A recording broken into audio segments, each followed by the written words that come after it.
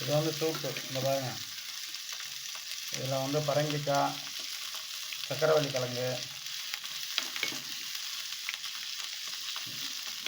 இது ரெண்டும் போட்டிருக்கேன். இப்போ பரங்கிக்காயும் சக்கரவள்ளி கிழங்கு, பூ வந்து சுரக்காய், பரங்கிக்காய், சக்கரவள்ளி கிழங்கு, சுரக்காய், இது மூணுமே போட்டிருக்கு.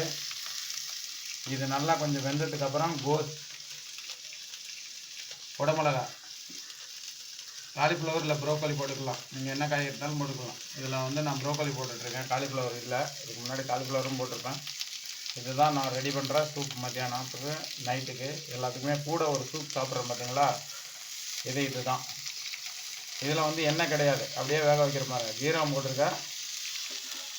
போட்டிருக்கு, மஞ்சள் போட்டிருக்கு, அவ்வளோதான். இதில் எண்ணெயெல்லாம் ஊற்றலை, அப்படியே வேக வச்சுருவேன்.